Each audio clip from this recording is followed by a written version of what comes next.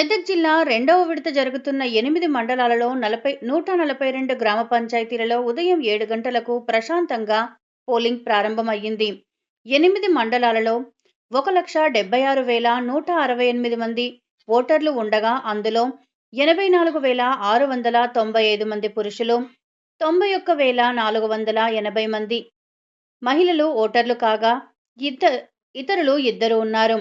ఈ క్రమంలో మొత్తం 149 గ్రామ పంచాయతీలకు 7 గ్రామ పంచాయతీలు ఏకగ్రీవం కాగా మిగిలిన 142 గ్రామ పంచాయతీలకు ఎన్నికలు జరుగుతుండగా 544 మంది అభ్యర్థులు బరిలో ఉన్నారు. 1,290 వార్డులకు గాను 254 వార్డులు ఏకగ్రీవం కాగా 2 వార్డులకు నామినేషన్ దాఖలు కాలేదు. మిగిలిన 1,034 వార్డులకు గాను 2,952 మంది వార్డు సభ్యులు బరిలో ఉన్నారు. పోలింగ్ నిర్వహణ కోసం ఆర్ఓలు 143, పీఓలు 1,246 మంది, ఓపీఓలు 1,457 మంది పోలింగ్ సిబ్బంది ఉన్నారు.